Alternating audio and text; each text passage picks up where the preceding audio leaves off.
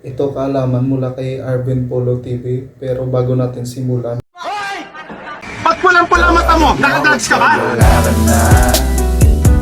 Bibigyan na lang kita kahit ilan pa ang gusto. sa hindi pa po nakapag-subscribe, please subscribe and like to my YouTube channel. At huwag kalimutan i-click ang notification bell icon. Tara, let's go! Ano kalaki ang universe? Alright, kamusta mga kaibigan? Welcome sa Arvin Polo TV. Sa video na ito ay inihikayat ko kayong mag-focus ng gusto, lawakan ng pag-iisip at pangunawa. Dahil medyo baliwan ang malalaman mong detalye sa video na ito. Dahil dito, ipapaliwanag ko sa iyo kung gaano nga ba talaga kalaki ang universo. Kaya naman sit back, mag-relax, mag-enjoy at matuto. At kung handa ka na, simulan na natin. Oh my God! Wow! Ito ang Earth o ang ating mundo. At dito nga tayo nabuo, ipinanganak at sa ngayon ay naninirahan. Pero naisip mo na ba kung gaano kalaki ang mundo natin kumpara sa buong universe?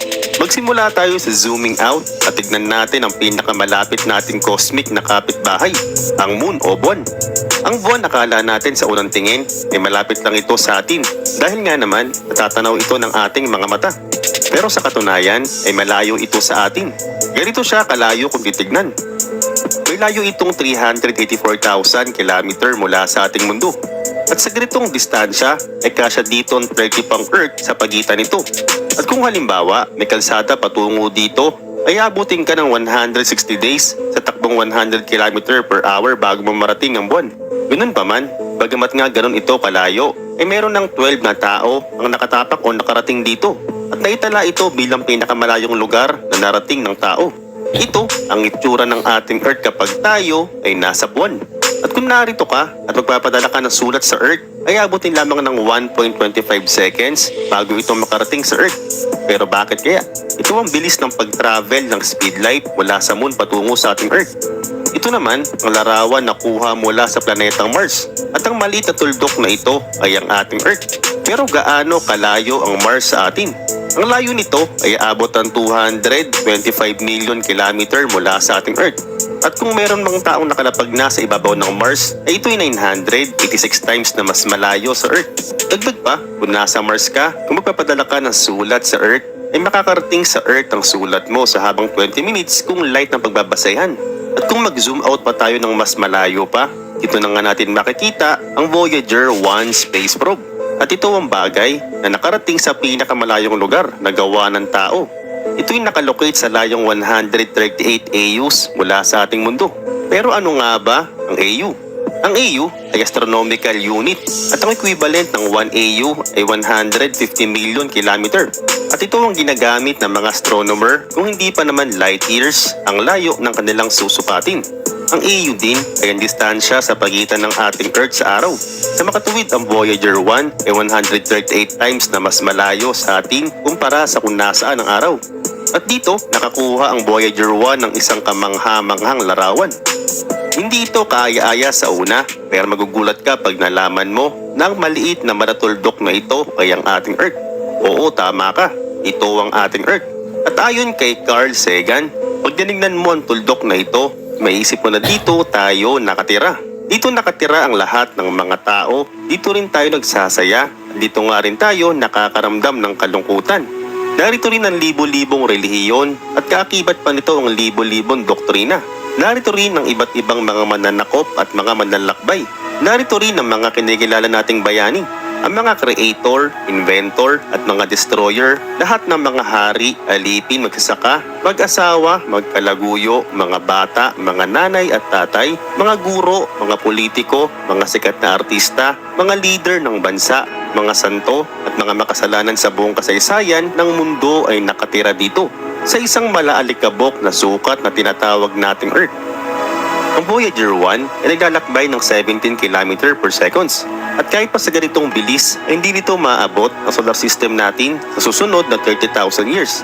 At kung mas lalayo pa nga tayo sa solar system, ay makakarating na tayo sa ating interstellar neighborhood.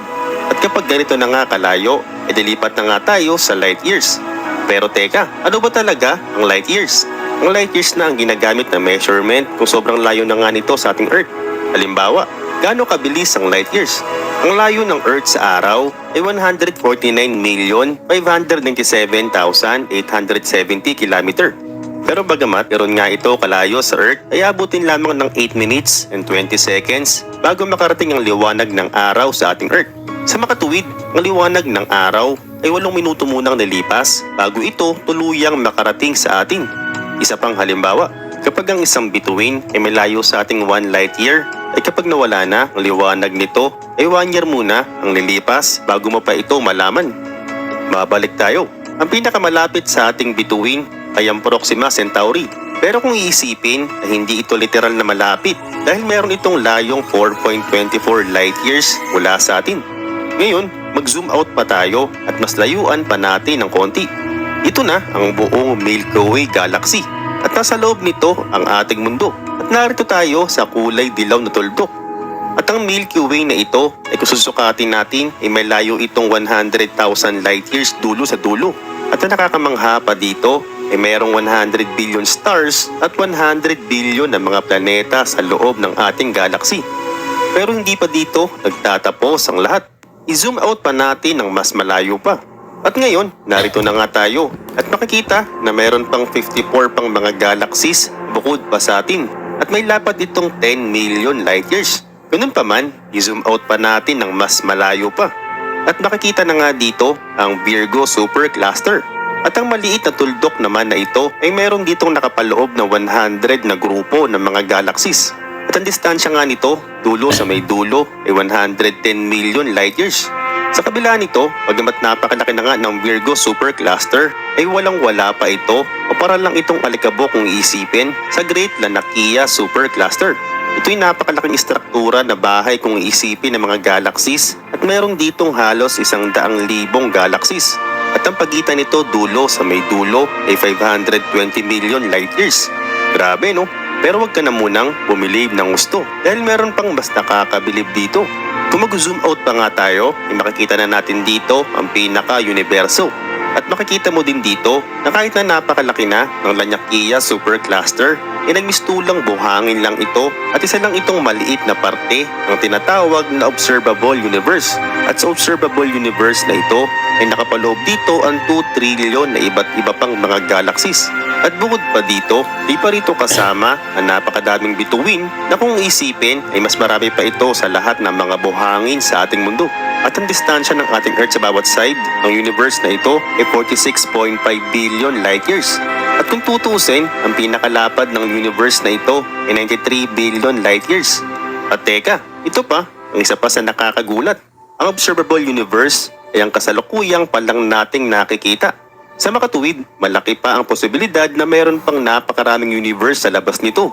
At malamang sa malamang, ang mga ito ay mas malaki at talaga namang hindi na talaga kapani-paniwala. At hindi na siguro ito lubos ma-imagine ng mga tao.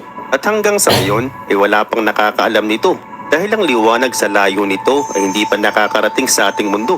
At ang mga liwanag sa ibang mga dako pa ay malamang hindi na nga natin makikita dahil ang ilang parte ng kalawakan ay lumalaki at lumalawak at mas bumibilis at di na nga ito kaya pang sukatin ng speed light. Sa makatuwid, ang mga liwanag sa lugar na ito ay infinite na, wala nang hangganan o wala nang katapusan.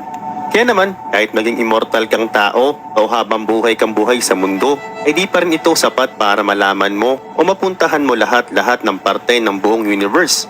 At kung observable universe pa lang ang nalalaman natin, yung ibig sabihin nito, ang observable universe na ito ay isa pa lang pala ding maliit na slice o hiwa ng totoong buong universe.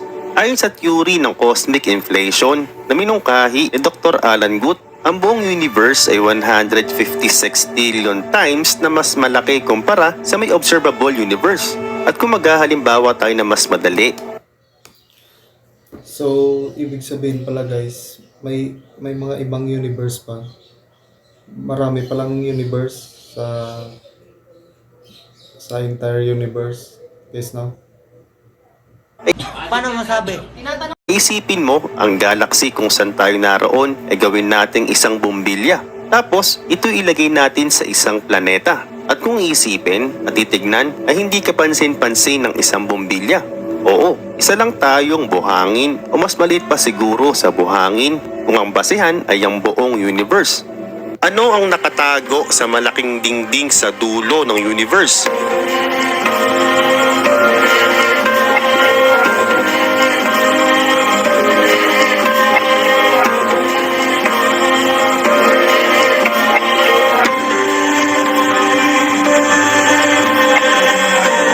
Alright, kamusta mga kaibigan? Welcome sa Arvin Polo TV. Malamang isa ka sa mga nagtatanong kung ano ba talaga ang pinakaduluduluhan o pinakahangganan ng universe. Well, medyo baliwan na naman ang ating paksa sa ngayon. Dito tatalakayin natin ang pinakadingding ng universe kung meron man talaga. Kaya naman, simulan na natin. Oh my God! Wow!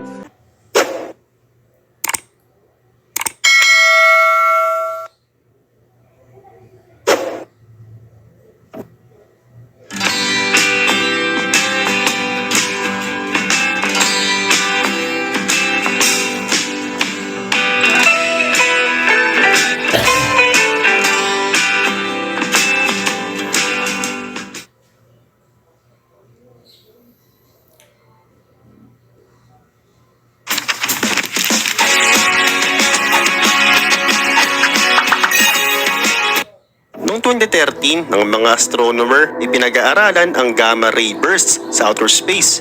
Ayon sa kanila, may layo itong 10 billion light years mula sa ating mundo. At makikita na isa itong makinang na dingding sa kalawakan. Ito na ba talaga ang kalangitan? Maraming nagsasabi, mapahanggang sa ngayon, na ang heaven o langit daw ay makikita sa likod ng solidong malaking dingding sa pinakadulo mismo ng universe. Walang usaping ito ay wala pang konkretong basihan, pero isa lang talaga ang malinaw. Sa kalawakan ay meron talagang mga dingding. Oo, tama ka sa narinig mo. Ngayon, magsimula tayo sa Earth. Ang unang cosmic wall ay medyo malapit pa lang sa ating mundo. At ito'y isang imaginary boundary sa pagitan ng space at atmosphere natin. At ito'y tinatawag na Von Karman Line.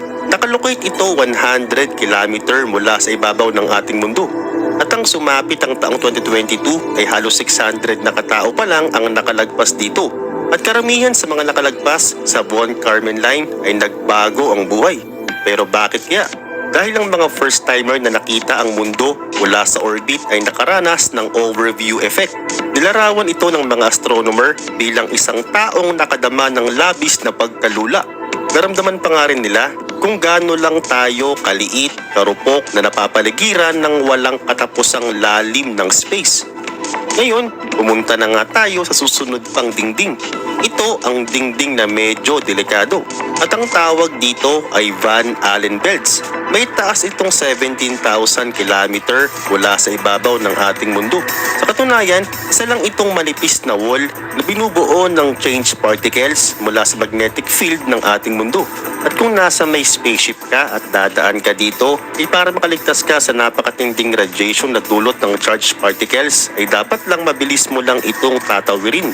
At sa katunayan, miski ang pinakamabilis na rocket sa buong mundo ay aabutin pa ng taon bago ito tuluyang matawid.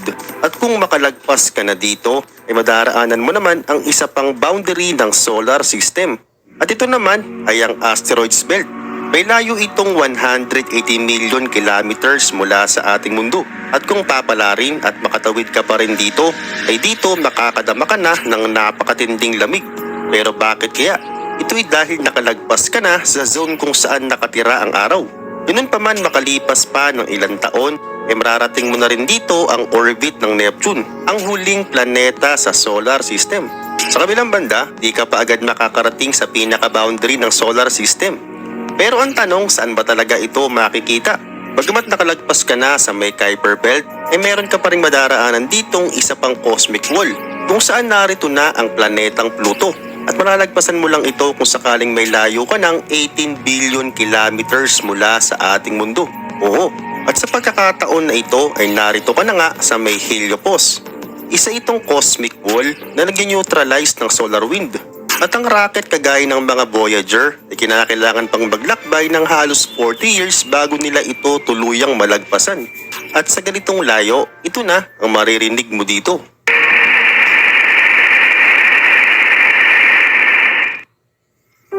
ito ang mga tunog na nililikha ng interstellar plasma. At di umano sa lugar na ito, dito naninirahan ng iba pang mga nilalang kagaya ng mga aliens. At ngayon magugulat ka pag nalaman mo na ang Heliopause ay isa palang napakalapit na dingding at kinukonsider pa rin itong teritoryo ng araw. Dahil